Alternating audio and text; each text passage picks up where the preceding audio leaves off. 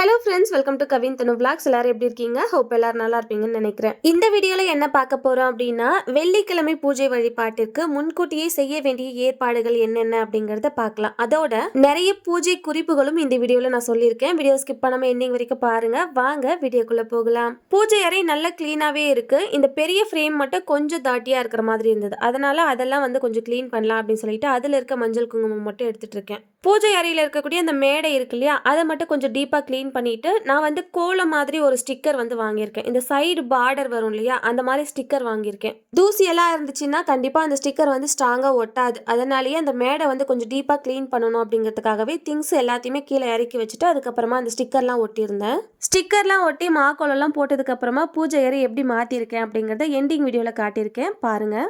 இப்போ கொஞ்ச நேரத்துக்கு பூஜை அறை குறிப்புகள் பார்க்கலாம். இது கண்டிப்பாக எல்லாருக்குமே யூஸ்ஃபுல்லாக இருக்கும். ஸ்கிப் பண்ணாமல் பாருங்கள். பொதுவாக நம்மளோட பூஜை அறையில் வைக்கக்கூடிய எலுமிச்சை பழம் வேல் இருந்துச்சு அப்படின்னா அதுக்கு மேலே நம்ம குத்தி வைப்போம். அப்படி இல்லைன்னா கோவிலுக்கு போயிட்டு வரோம் அப்படின்னா அந்த இடத்துல கொடுக்கக்கூடிய அந்த எலுமிச்சை பழத்தை பூஜை அறையில் வைப்போம் இல்லையா. அந்த மாதிரி வைக்கக்கூடிய எலுமிச்சை பழம் ஒரு சில நேரத்தில் அழுகி போயிடும். அந்த மாதிரி சமயத்தில் நமக்கு மனசு கஷ்டமாக இருக்கும். அந்த மாதிரி கஷ்டப்பட வேண்டிய அவசியமே கிடையாது. இப்போ வைக்கக்கூடிய எலுமிச்சை பழம் அழுகி போயிடுது அப்படின்னா, அப்படி வைக்கக்கூடிய அந்த எலுமிச்சை பழம் அழுகிடுச்சு அப்படின்னா வீட்டில் இருந்த அந்த நெகட்டிவ் எனர்ஜி, அதுக்கப்புறம் வீட்டுக்கு மேலே பட்டிருக்க அந்த கண் திருஷ்டி எல்லாம் போயிடுச்சு அப்படிங்கிறது தான் அர்த்தம். அதனால பூஜை அறையில் வைக்கக்கூடிய எலுமிச்சை பழம் அழுகி போச்சு அப்படின்னா கஷ்டப்பட வேண்டிய அவசியம் கிடையாது. இதுவே அந்த எலுமிச்சை பழம் அழுகாம நல்லா காஞ்சி போச்சு அப்படின்னா அந்த வீட்டில் எந்த ஒரு துர்சக்தியும் இல்லாம, எந்த ஒரு நெகட்டிவ் வைப்பும் இல்லாம வீடு முழுக்க தெய்வ சக்தி இருக்கு அப்படிங்கிறது தான் அர்த்தம். என்னோட பூஜை பொருட்கள் பார்த்தீங்க அப்படின்னா 15 days ஒன்ஸ் தான் நான் வாஷ் பண்ணுவேன். ஆனால் நான் வாஷ் பண்ணி மஞ்சள் குங்குமம் எப்படி வச்சுனோ அடுத்த வாஷ்க்கு எடுக்கும் போது அதே மாதிரி தான் இருக்கும்.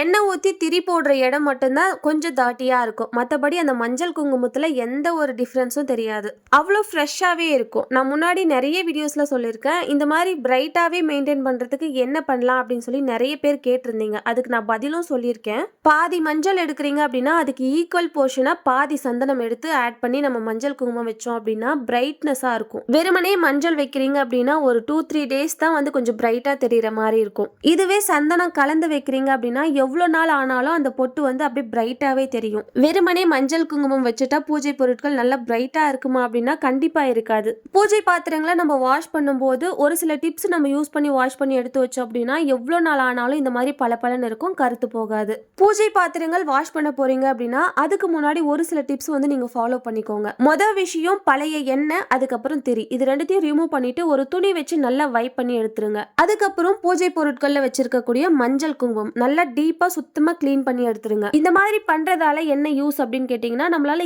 ஈஸியா பாத்திரத்தை எல்லாத்தையும் வாஷ் பண்ணி எடுத்துட முடியும். அதே சமயம் எண்ணெய் பிசுண்டு அதுக்கப்புறம் வச்சிருக்கக்கூடிய அந்த மஞ்சள் குங்குமம் இது எல்லாமே எல்லா இடத்துலயும் ஸ்ப்ரெட் ஆகாம இருக்கும். இந்த மாதிரி ஸ்ப்ரெட் ஆச்சு அப்படின்னா பூஜை பாத்திரங்களை நம்மளால ஈஸியா வாஷ் பண்ணி எடுக்க முடியாது. பூஜை பாத்திரங்கள் முழுக்க ஒரு மாதிரி டல் அடிக்க ஆரம்பிக்கும். அதுக்கப்புறம் பழைய எண்ணெய் நம்ம இப்போ வாஷ் பண்ணி எடுக்க போறோம் அப்படின்னா எண்ணெய் மீதி இருக்கும் இல்லையா, அந்த எண்ணெய் எல்லாம் நம்ம வேஸ்ட் பண்ணக்கூடாது. சின்னதா ஒரு பிளாஸ்டிக் டப்பா கூட வச்சுக்கோங்க. அதுல இந்த எண்ணெய் எல்லாத்தையும் கலெக்ட் பண்ண ஸ்டார்ட் பண்ணுங்க. இந்த எண்ணெய் என்ன பண்ணலாம் அப்படின்னா, இப்போ கரண்ட் எல்லாம் ஆஃப் ஆயிடும் இல்லையா, அந்த சமயத்துல ஒரு அகல் விளக்குல இந்த எண்ணெயை ஊற்றி திரி போட்டு நம்ம தீபம் ஏற்றி வைக்கலாம்.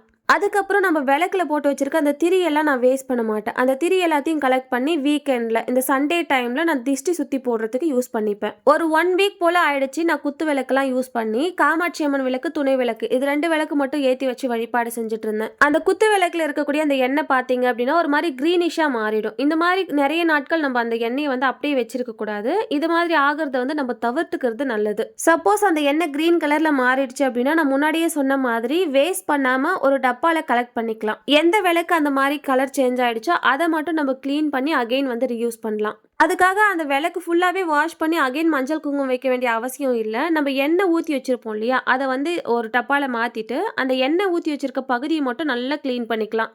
ஒரு துணி வச்சு நல்லா வைப் பண்ணி எடுத்தோம் அப்படின்னாலே அந்த கிரீனிஷா இருக்கிறதெல்லாம் கண்டிப்பா போயிடும். முடிஞ்ச வரைக்கும் அந்த விளக்குல இருக்கக்கூடிய அந்த எண்ணெய் கிரீனிஷா மாறாத அளவுக்கு பார்த்துக்கோங்க. உங்களால முடியல அப்படின்னா எத்தனை விளக்கு உங்களால ஏற்ற முடியுமோ அத்தனை விளக்குல மட்டும் எண்ணெய் ஊத்துறது நல்லது. அதுக்கப்புறம் காமாட்சி அம்மன் விளக்குக்கு கீழே வைக்கக்கூடிய அந்த அட்சதை, இந்த மஞ்சள் கலந்த அட்சதையை என்ன பண்ணலாம் அப்படின்னா இதை ஒரு பவுல்ல கலெக்ட் பண்ணிக்கோங்க. இந்த அட்சதையை வேஸ்ட் பண்ணாம பறவைகளுக்கு நம்ம போட்டு விட்டுடலாம். நம்ம எல்லாரோடைய வீட்லயும் காக்கா குருவி ஏதாவது ஒன்று வந்துட்டு போயிட்டு தான் இருக்கும். மொட்டை மாடிக்கு போனீங்க அப்படின்னா கண்டிப்பா காக்காலாம் நிறைய இருக்கும். இந்த அட்சதையை கொண்டு போய் நீங்க அங்க வச்சுட்டு வந்தீங்க அப்படின்னா கண்டிப்பா ஏதாவது குருவி காக்கா சாப்பிட்டுடும்.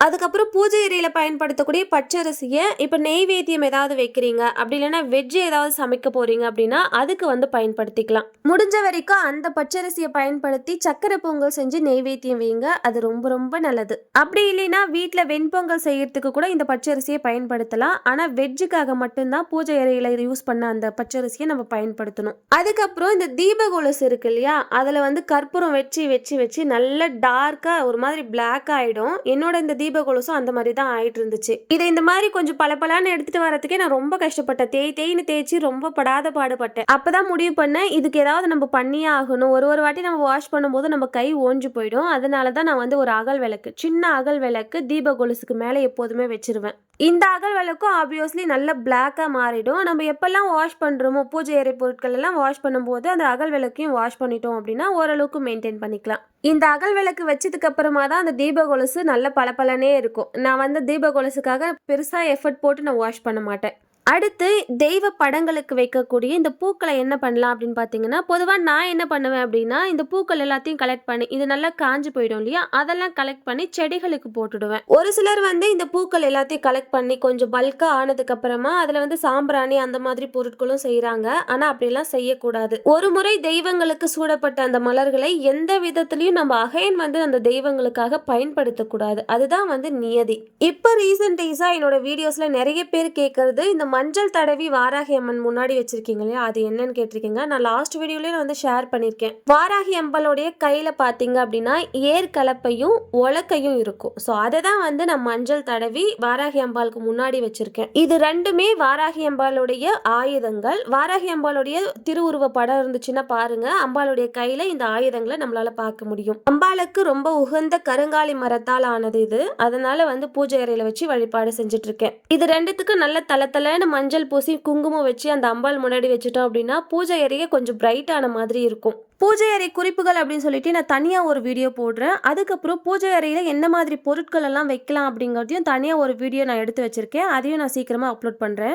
இந்த மாதிரி வெள்ளிக்கிழமை பூஜைக்கு முன்னாடி நாளே நம்ம கொஞ்சம் ஏற்பாடுகள் எல்லாம் செஞ்சு வச்சுக்கிட்டோம் அப்படின்னா அடுத்த நாள் எழுந்து குளிச்சுட்டு விளக்கேற்றி வச்சு வழிபாடு செய்யறதுக்கு ரொம்ப ஈஸியாக இருக்கும். பூஜை பொருட்கள் வாஷ் பண்ணுறது, மஞ்சள் குங்குமம் இடுறது, அதுக்கப்புறம் கோலம் ஏதாவது போடுறதா இருந்தால் அந்த வேலை எல்லாத்தையுமே நம்ம முடிச்சு வச்சுக்கிட்டோம் அப்படின்னா அடுத்த நாள் பூஜை வழிபாட்டிற்கு ரொம்ப சுலபமாக இருக்கும். நம்ம ஹரிபரியாக செய்ய வேண்டிய வேலை இருக்காது. சம்டைம்ஸ் நம்ம பூஜை ரூமை வந்து கொஞ்சம் டீப்பாக க்ளீன் பண்ணுவோம். அந்த மாதிரி சமயத்தில் வியாழக்கிழமை ஸ்டார்ட் பண்ணாமல் புதன்கிழமையே நம்ம ஸ்டார்ட் பண்ணிட்டோம் அப்படின்னா வியாழக்கிழமையும் கண்டினியூ பண்ணி நம்ம வெள்ளிக்கிழமை பூஜை வழிபாட்டுக்கு அழகாக ரெடி பண்ணி வைக்கலாம். அடுத்த நாள் வெள்ளிக்கிழமை அன்னைக்கு வந்து நிலைவாசல் பூஜை வழிபாடும் செஞ்சுருந்தேன். அதுவும் இல்லாமல் இன்னைக்கு ரொம்ப ரொம்ப ஸ்பெஷலான டே என்னன்னா, எங்கள் ஊரில் வந்து திருவிழா ஸ்டார்ட் ஆகிடுச்சு. இன்னைக்கு வந்து பாட்டி ஊரில் திருவிழா. ஒரு 2 நாள் கழிச்சு அம்மா பிறந்த ஊர், அதாவது அம்மாவோட அம்மா ஊரில் வந்து திருவிழா. அது வந்து நல்ல கிராண்டாக இருக்கும். ரொம்ப பெரிய திருவிழாவும் கூட. வெள்ளிக்கிழமை காலையில் பூஜை வழிபாடெல்லாம் முடிச்சுட்டு ஈவினிங் போல தான் பொங்கல் வைப்பாங்க. ஸோ ஈவினிங் போல் ரெடி ஆகிட்டு அப்படியே வந்து பொங்கல் வைக்கிறதுக்கு போயிட்டு வரலாம். பொங்கல் வைக்கிறதுக்கு கொஞ்சம் ஹரிபரியாக ரெடி ஆகி கிளம்பந்தால பெருசாக வீடியோலாம் எடுக்க முடியல. அதுக்கப்புறம் பூஜை அறையில் நான் சொன்னேன் இல்லையா, அந்த ஸ்டிக்கர் வந்து ஒட்டியிருக்கேன். அந்த ஸ்டிக்கர் விட்டுட்டு வெறுமனே விடாமல் மாக்கோலமும் போட்டிருக்கேன். ஏன்னா பூஜை அறை அப்படின்னாலே கொஞ்சமாச்சும் மாக்கோலம் இருந்தால் தான் அழகாக தெரியும். அதனால மாக்கோலமும் போட்டிருக்கேன். திருவிழாக்கு போயிட்டு அப்படியே பொங்கல்லாம் வச்சுட்டு இந்த மாவிளக்குன்னு சொல்லுவாங்க இல்லையா, அதுதான் வந்து திருவிழா அப்படின்னாலே அதுதான் வந்து ஃபேமஸ். ஸோ அதெல்லாம் வந்து அம்பாளுக்கு வச்சு படைச்சிட்டு அப்படியே வீட்டுக்கு வந்து விளக்கேற்றி வச்சு வழிபாடு செஞ்சோம். அன்னைக்கு டே எனக்கு இப்படி தான் போச்சு. இந்த வீடியோ உங்களுக்கு பிடிச்சிருக்குன்னு நினைக்கிறேன். வீடியோ பிடிச்சிருந்தா லைக் அண்ட் ஷேர் பண்ணிட்டு நம்ம சேனலை சப்ஸ்கிரைப் பண்ணி வச்சுக்கோங்க. கவின் தன விளாக்ஸ்க்கு சப்போர்ட் பண்ணுங்க. நெக்ஸ்ட் ஒரு இன்ட்ரெஸ்டிங்கான விளாக்ல பார்க்கலாம். Bye from Thulasi.